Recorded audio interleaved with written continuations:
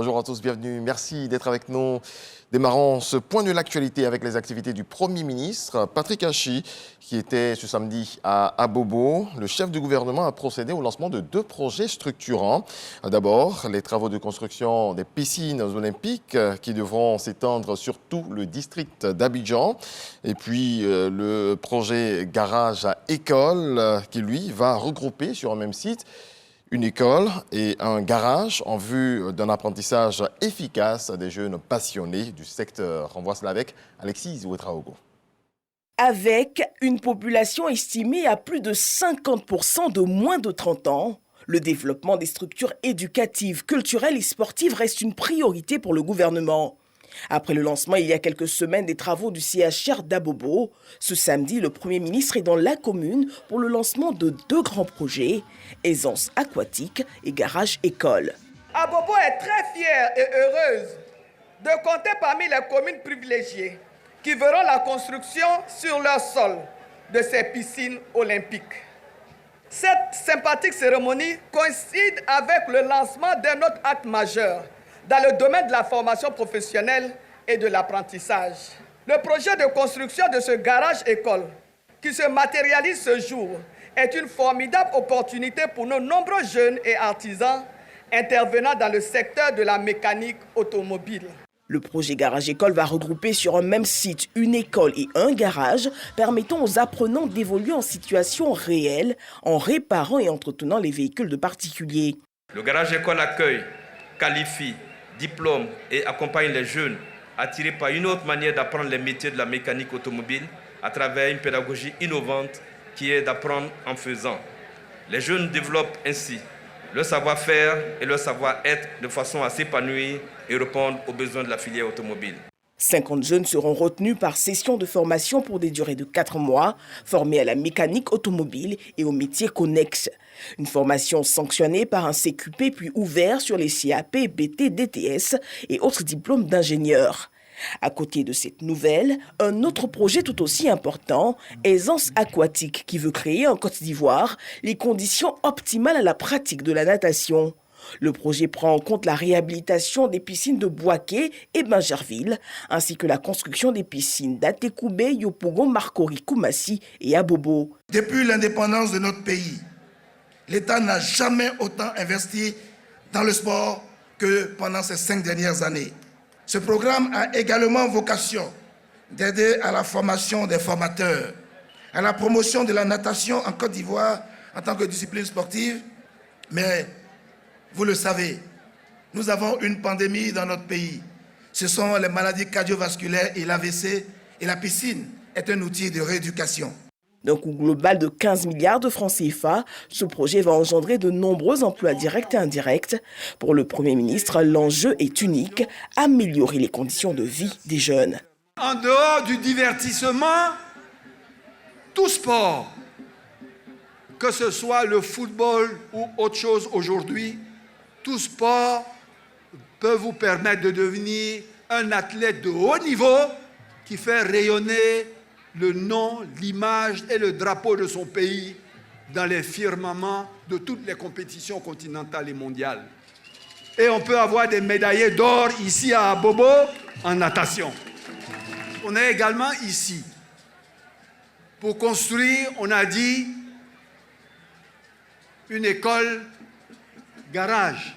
L'objectif de ce garage, d'abord, avant tout, c'est de prendre les mécaniciens actuels et de les envoyer là-bas en recyclage pour apprendre à réparer les nouveaux modèles de voitures qu'ils n'ont jamais vus.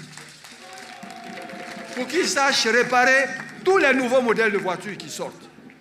Et c'est pour les jeunes qui sont sortis de l'école, qui n'ont pas pu continuer et qui sont intéressés par la mécanique, à leur apprendre ce que c'est que la mécanique, l'électricité, la tôlerie, la peinture auto, pour qu'eux aussi puissent gagner leur vie. C'est ça le projet garage-école. Et le gouvernement voit plus grand pour Abobo. Tu auras l'un des meilleurs stades du pays. Tu auras le plus grand centre hospitalier du pays. Tu auras la plus belle piscine olympique du pays. Tu auras les plus belles voiries du pays. On est en train de faire un échangeur là-bas, il n'y en a pas en Côte d'Ivoire. Tu auras le plus beau marché du pays. Madame la ministre, moi-même, je dois revenir bientôt pour lancer le plus grand lycée scientifique des filles de Côte d'Ivoire, ici à Abobo. Le mot transformation structurelle que le président dit régulièrement, là où il prend le mieux son sens. Parce que, comme vous l'avez dit, on sait où était Abobo, on sait où est Abobo, mais surtout, on sait où va Abobo.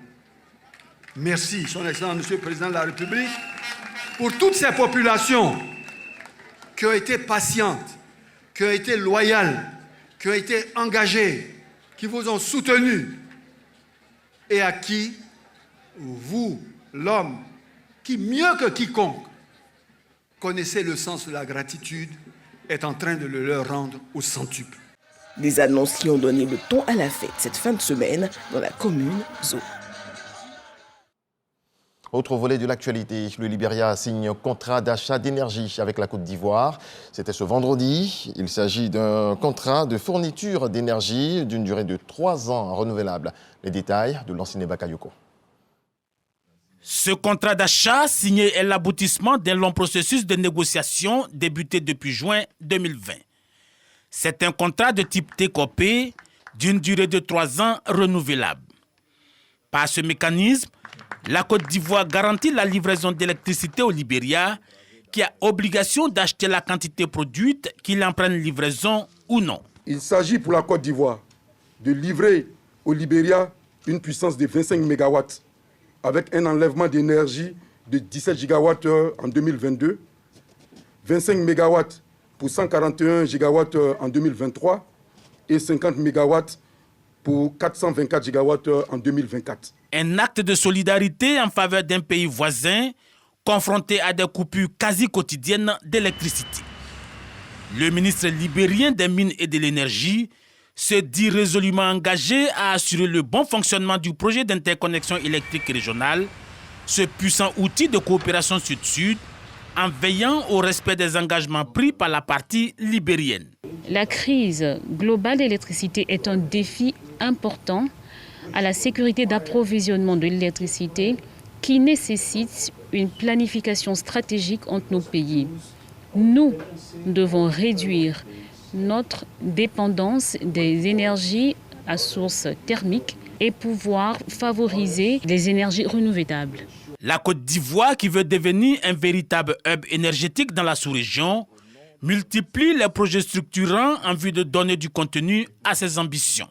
Notre capacité de production a été augmentée de 60% entre 2011 et 2022 pour atteindre 2548 MW et devrait doubler d'ici 2030. La part des énergies renouvelables intégrant la grande hydroélectricité, qui est d'environ 30% aujourd'hui, devrait passer à 40% à l'horizon 2030. De bonnes nouvelles pour Monrovia, qui appelle Yamoussoukro à construire une deuxième ligne de 225 kV.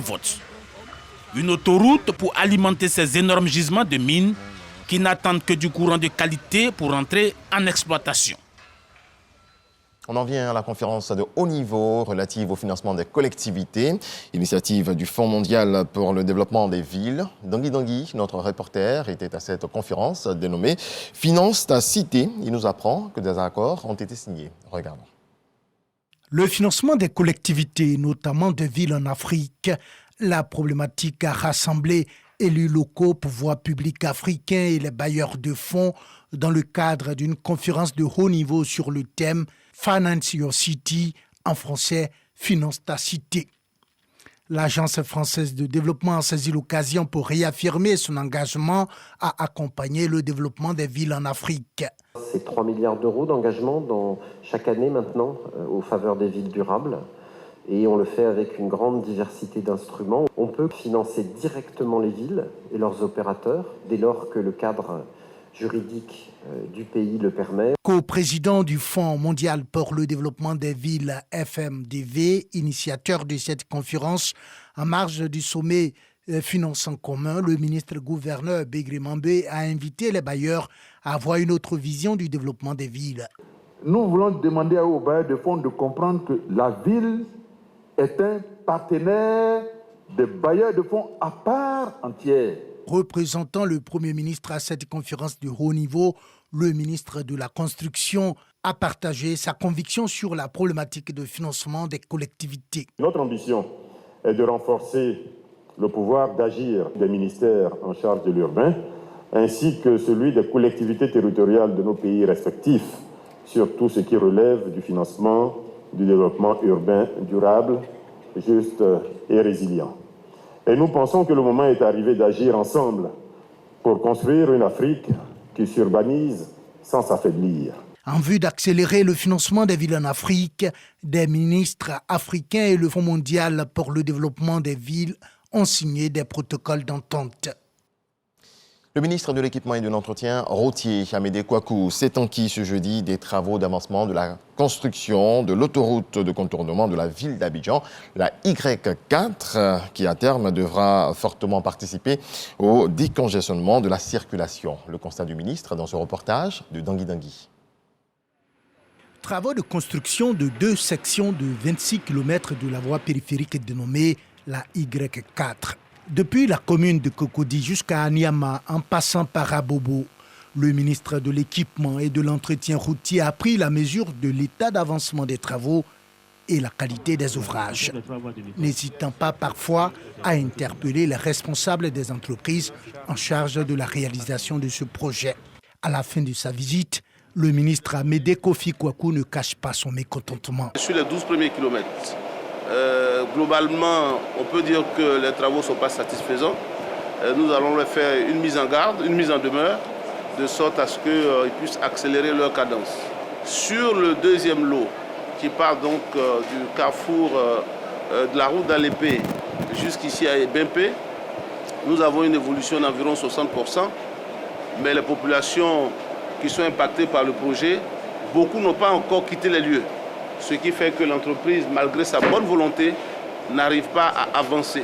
Le ministre de l'Équipement et de l'Entretien routier promet de tirer toutes les conséquences relatives à la lenteur dans l'exécution des travaux et rappelle par ailleurs l'importance de la voie périphérique Y4 pour le pays. Aujourd'hui, avec les problèmes de congestion, c'est-à-dire les problèmes d'embouteillage dans la ville d'Abidjan, il était important qu'on puisse donc construire des voies qui permettent donc à nos compatriotes donc de pouvoir circuler correctement. C'est ça la vision du président Alassane Ouattara. Et c'est cette vision-là qui est en train d'être mise en œuvre. Aujourd'hui, à travers cette visite de chantier, nous avons souhaité que l'ensemble du peuple, que les Ivoiriens voient la réalité de ce qui est dit. La Y4 qui est en construction, aujourd'hui, vous avez vu que c'est une réalité. Lancé en 2020, le taux d'exécution financière du projet de construction de la Y4 est de 41%. L'avancement physique des travaux de cette section est de 60% pour un délai d'exécution consommé de 81,6%. On prend la route pour l'intérieur du pays à présent. À la tête d'une région du Cavali, la ministre Anne-Désirée Ouloto a créé 3 plateformes d'échange périodiques, parmi lesquelles la plateforme Conseil régional chefferie traditionnelle du Cavali. La dite plateforme vient de tenir sa toute première réunion annuelle à Guiglo. Le point de F. notre correspondante dans la région. Plusieurs sujets ont été abordés au cours de la première rencontre annuelle de la plateforme Conseil régional chefferie traditionnelle du Cavali, tenue à la maison des chefs du Cavali à Guiglo et présidée par la présidente des régions, Anne-Désirée Ouloto. Il reste la rue de Taï, il reste aussi le château d'eau des Agnés et quelques collèges de proximité. On a soulevé tout ça là. Elle nous a promis qu'elle va faire. Elle nous a apporté des nouvelles, elle nous a sensibilisé pour le recensement de la liste électorale. Elle nous a sensibilisé sur la carte CEMU. Nous repartons avec ces informations vers nos populations pour relayer. La présidente Anne-Désirée Ouloto s'est dit satisfaite de la tenue de cette première réunion et rassure. Aujourd'hui, le Cavali est en paix, à l'image de notre pays. Et les problèmes posés par les populations, dans le cadre donc de leur mieux-être, sont au fur et à mesure pris en charge, d'une part par le gouvernement et d'autre part par le Conseil régional. Nous sommes heureux de constater que le pays va bien et que le gouvernement et le président de la République travaillent tous les jours à la sécurisation de notre pays, travaillent au maintien de la paix, travaillent donc au rayonnement de notre pays. En marge de cette rencontre, la présidente des régions a offert des équipements d'une valeur d'environ 7 millions de francs CFA à la Maison des chefs. La prochaine réunion de la plateforme aura lieu en décembre. Dans le reste de l'actualité, en Chine, Xi Jinping a été reconduit pour 5 ans comme secrétaire général du Parti communiste chinois ce dimanche, lors d'un vote à huis clos à l'issue du 20e congrès du PCC.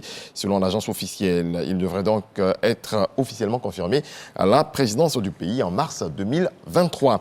Et puis le milliardaire autrichien Dietrich, fondateur de l'entreprise de boissons énergisantes Red Bull, est décédé à l'âge de 78 ans, a annoncé l'entreprise tard ce samedi 22 octobre dans un communiqué.